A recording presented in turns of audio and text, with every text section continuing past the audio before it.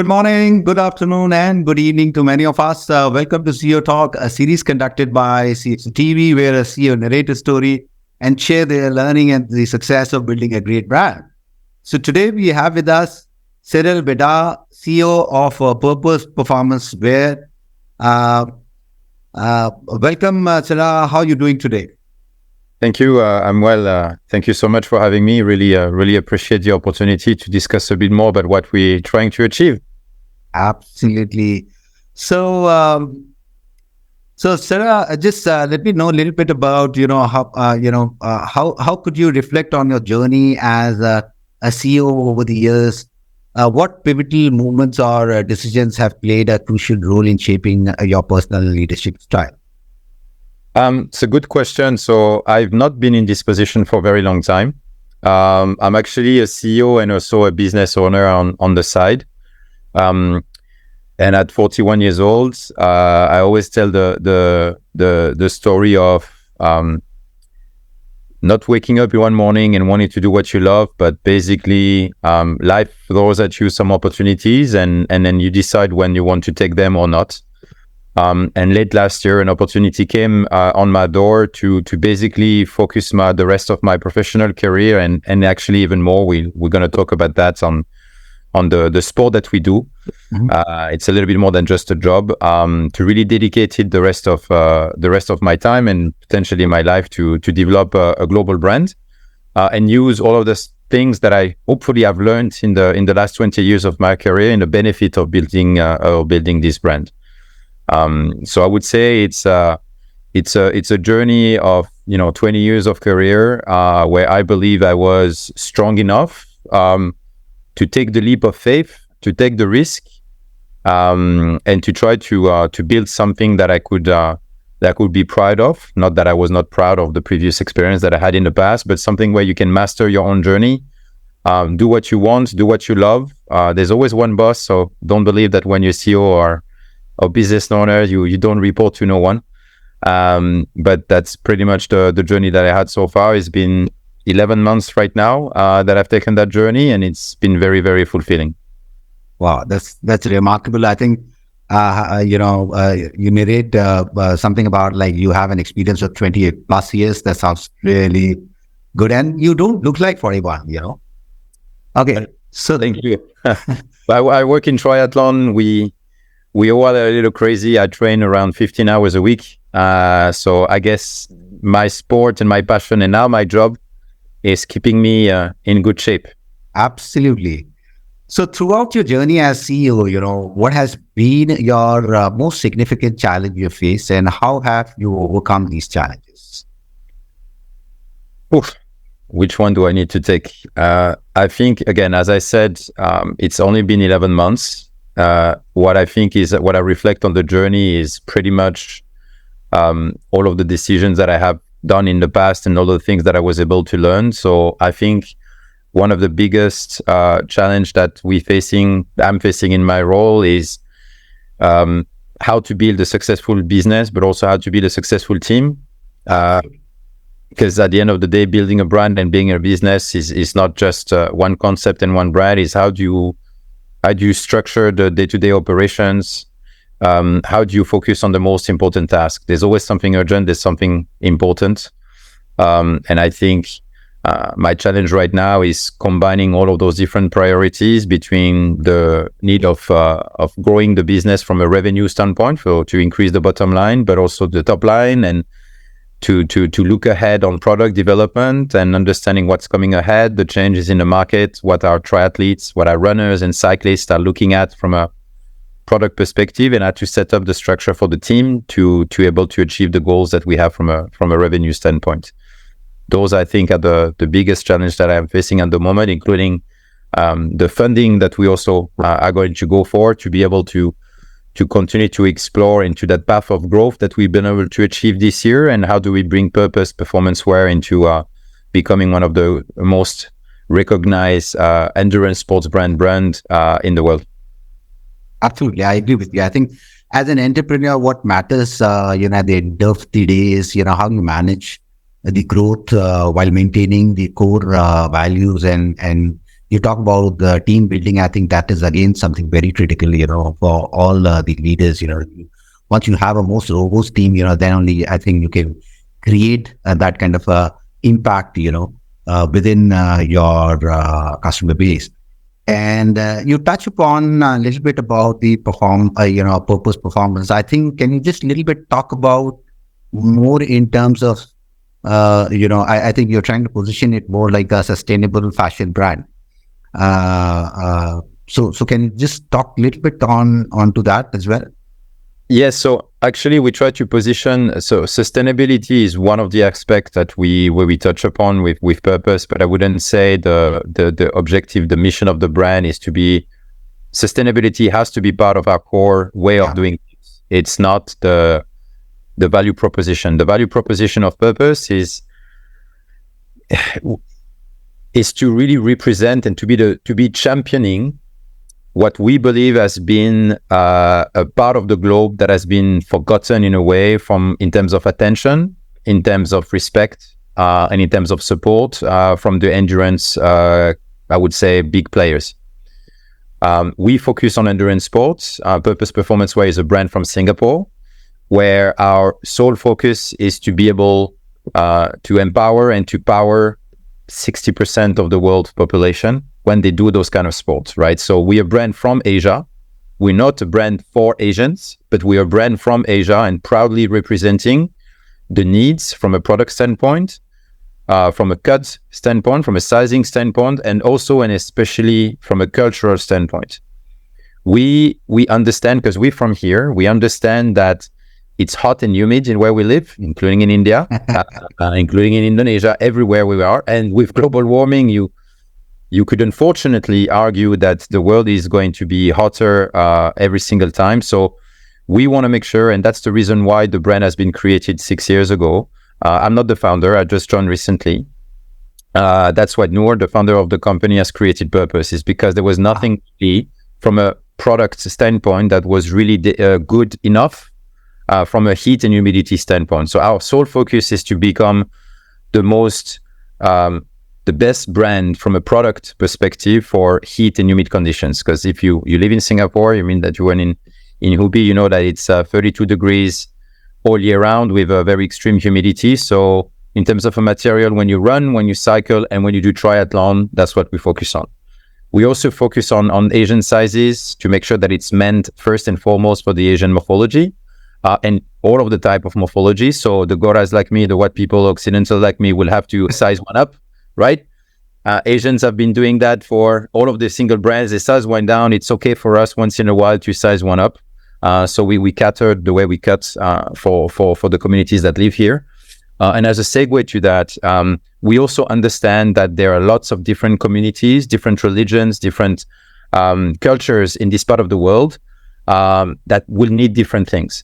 And when we talk about endurance sport, when we talk about endurance sport in an environment like the one we're living in Asia, where it's hot and humid and all of that, we also understand that not one model will work for everybody from the cultural standpoint. That's what we created, what we believe is the most important step into the right direction for actual respect of different culture in the world.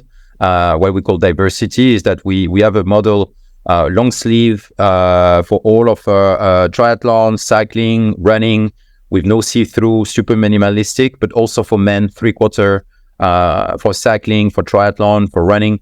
So we do not want the garment, what you put on your body, to be an additional barrier to try one of the sports that we focus on. There's already enough barriers that exist to do the sport of triathlon, for example, or cycling, to add another one about, I don't find the garment that would be respectful of my beliefs, my culture, what I want, and get out there and practice and try to train, right? We do not come with this kind of superiority mindset where my way or our way of doing the sport is the way the world should be doing this sport. We reverse that, is that, dear customer, from whatever culture you have, what do you need to enable you to go out there and cycle and do try in the respect of your culture? We do not come with any kind of judgment, which is what we believe exists a lot in this part of the world, where one view of, the way it needs to look is happening. So That's the cultural standpoint. That's why, as a brand, we also want to and we're investing a lot with the local communities, the local clubs. We do a lot of customs, and we do want to support all of those clubs, big or small, to have the ability to custom their kit with a quality material. The objective of the brand for us is to be able to represent all of these Asian communities around the world, to become a big brand, big enough for the people, for those big companies to start to notice what we're doing right, so they will care more, and they will then pour more money, more support, and more respect. Absolutely. Absolutely. In fact, the consumers have become more conscious about the environment and the social impact of their clothing, and they want to actually know from where these garments are being made. Any company, probably who can make a differentiation and can differentiate in terms of their commitment to the sustainability will definitely going to have an edge, and that's what I think you guys at Purpose have been doing. So that sounds really good. And with this, I just moved on to the next question, which is all about the apparel. The apparel industry is undergoing a transformation with a great emphasis on sustainability. From your perspective, what trends do you foresee shaping the future of sustainable fashion, and how can the other companies adopt similar practices? I think it's always difficult as a size of our business to really apprehend and to do this in the right way. I think from a trend perspective, I do see two big elements. Is the sourcing of the fabric, first and foremost, is how do you find more sustainable material that are yet able to provide the quality that our customer is expecting from us, because we're not in the fast fashion at all. Right? We're not Shine, we're not Zara, we're not H&M. We do not introduce collection every 3 months. That's not our business model at all. We in the performance garment, right? Triathlon, cycling, and running. All of what we want to do is to do the best kits as we can for heat and humidity, and as I just explained before. Mm-hmm. So as a definition, we are not at a stage where we do mass production. It's also a reason where doing a lot of mass requires a lot of capital and upfront and stock and all of, which we also want from a cash perspective and business perspective want to avoid. So the challenge for us is being able to find a fabric that is more respectful and respect, more environmental norms, that reduce the waste and all of that. But it's not, I can tell you it's not easy, because our customer at the end of the day, they want the best dry suit that you can, right? If it doesn't feel right, if it's not fast enough, if it's not breathable enough, I really do believe that the customer is not going to buy our type of garment because we're doing a better job for the environment. We need to do our best to make sure that whatever we do is going to have the least impact on the environment. Unfortunately, everybody wants to save the planet, but at the end of the day, when they decide to buy a product, there's always a bit of cynicism in there, and they still want that product. So sourcing of material is one, and then there is the way you operate as a company, right? So I can say I cannot share too much of our strategy, of course, but from a product standpoint, from a production standpoint, we really want, and we started to do that this year, to really pay a lot of attention on not producing too much, because at the end of the day, it is, and my investors will scream me when they're going to hear this, but of course, when I produce less quantities, I pay a higher price per unit. Therefore, my profit margins is lower, so I'm making less money, so they're less happy. But that's why I'm still the CEO.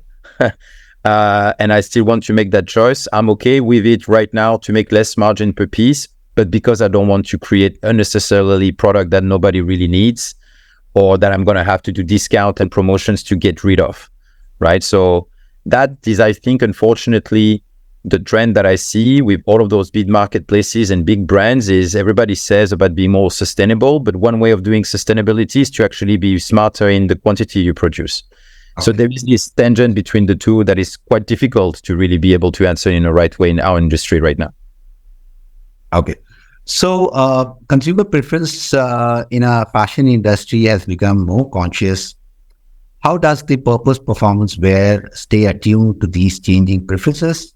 And what are the strategies employed to stay ahead in the competitive market? From a sustainable point of view? So as a from a consumer preference perspective. Yes, so we obviously look a lot at the trends that what our competition is doing. We are a very small brand. We're 5 years old. We almost died during COVID when all of the races stopped for 2 years for us. So it was obviously a very difficult time. I think what we're doing at is working with our production partners, where their job is to stay ahead of the trends, right? I'm a triathlete myself. I do the sport. That's why I do what I do today. So I kind of know what's going on in the industry. I kind of see where the trend is going into getting more aero materials, more thin, more fast. So that's what we do. And basically, strategies ahead is trying to predict where colors are going to be, where cuts are going to be. It's definitely not an easy game, but that's why we choose partners where they have teams to be able to do that. And until we're big enough to have our own team to do that, that's the way we at Purpose are going to continue to do that. Okay.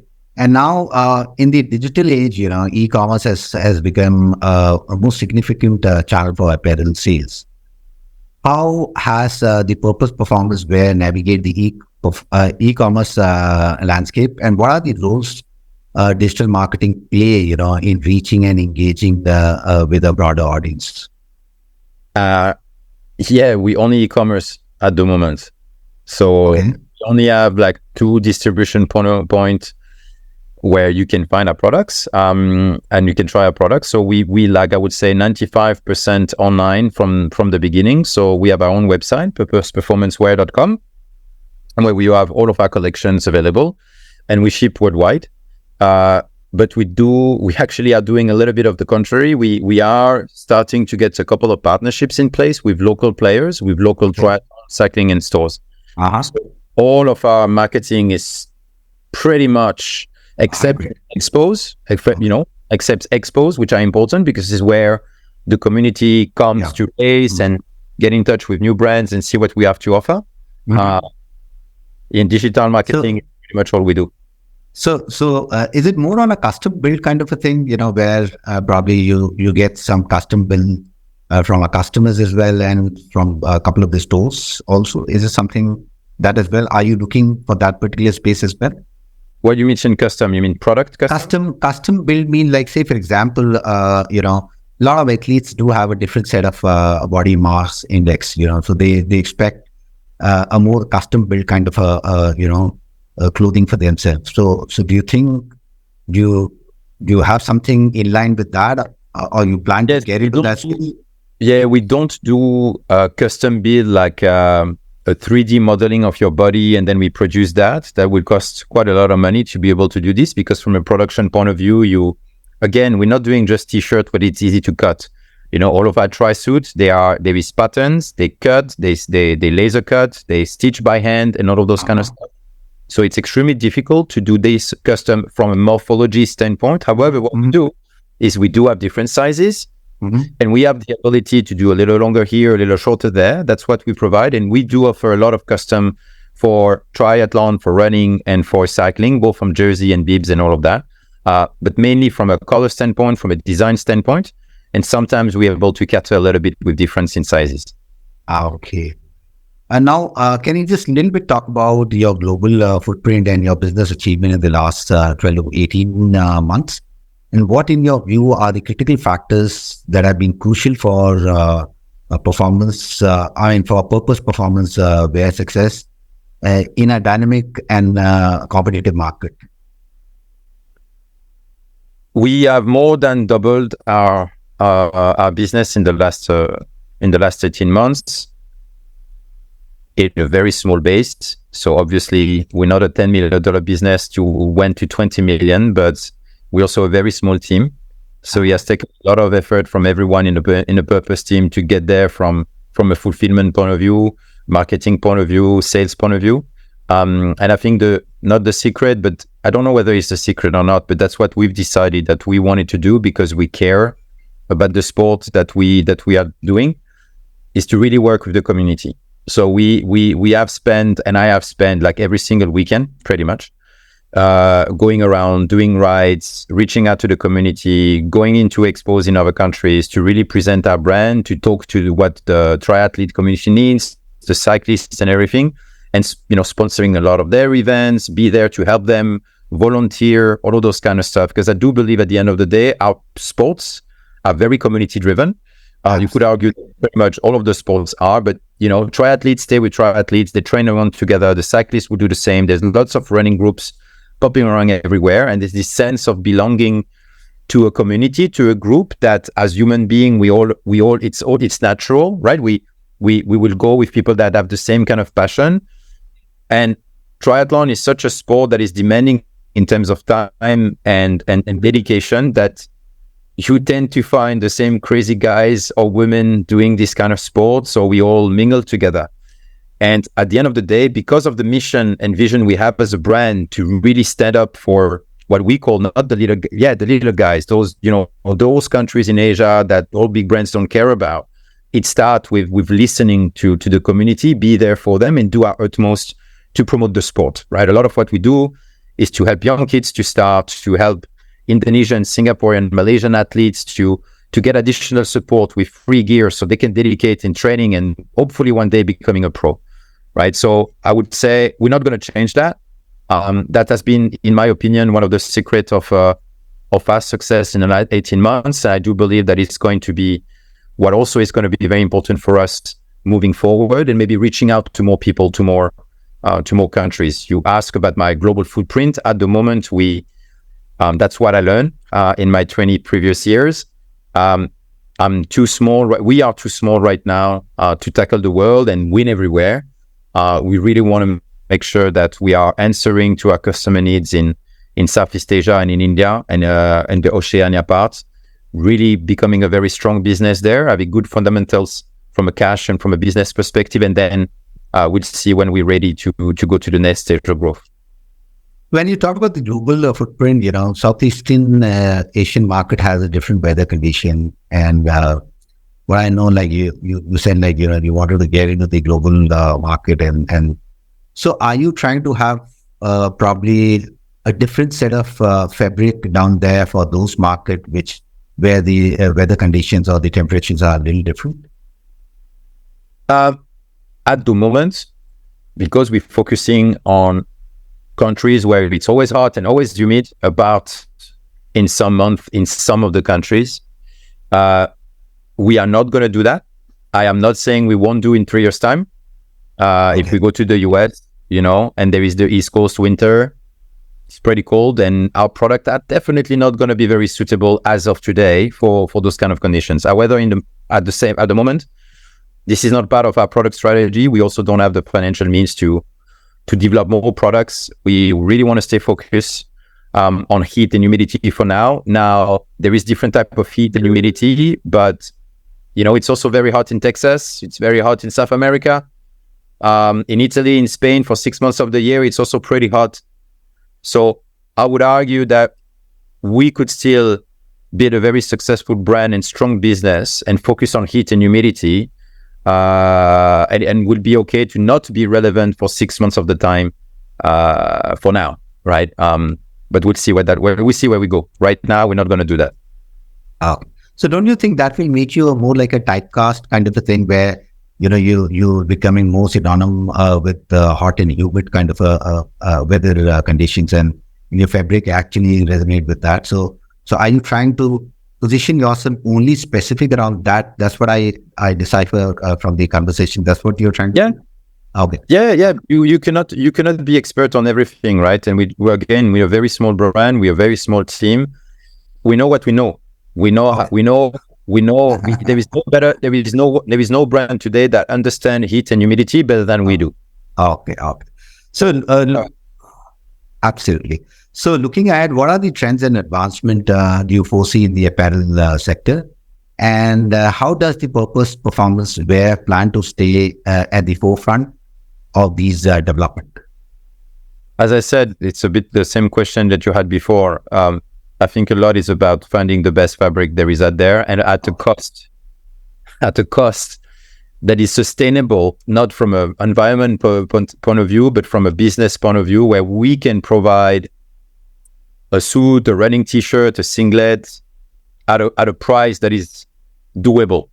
Because you can create the best, but it's gonna cost too much to produce, and therefore to sell is just not possible. Or you're only gonna sell like 50 pieces a year to people who have zero price sensitivity. But let's face it, that's not the world that we're seeing today.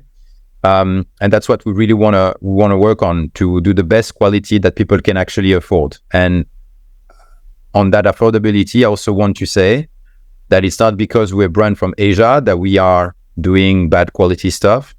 Everybody produce here. Every single brand in the space produce in Asia, but they have a price position that is way higher just because they're, and so it's, that's one of the things we also want to break. Like, a brand from Asia can do quality things. Absolutely. I think Asia is the new West, So absolutely, we have been producing one of the best, I would say, not only the material, but in fact, even in a technology as well. I think we Asians have been building some of the most adaptable brands all across. From a brand point of view, unfortunately, the customer in those regions, in our region where we live, they're not, for some, it's because we know why. It's been very long time. Yes. The customer is not ready yet to spend the same amount of money for a product with a brand coming from here and a brand coming from Denmark, Norway, right? Intrinsically, the customer will think that the Norwegian brand is superior, whereas they would be made in the exact same place. And that's also what we want to break. We want to be able absolutely be one of the first brands that can show that a brand from Asia can do quality things, that is stylish, that is comfortable, that understand the needs of the customer, and that can also be in a price range that is absolutely. I think we have to position ourselves more as a forward-thinking brand. I think that's the way what I can understand is, like, the kind of a vision what you have for performance apparel is more forward-thinking, and I'm sure that will make you ahead of the competition. And with this, we just come to the end of the episode. Thanks, Cyril, for such an insightful session, and we really had a pleasure interacting with you. Thank you for having me. Have a great day. You too. For more updates from CXO TV, please like and subscribe to our channel.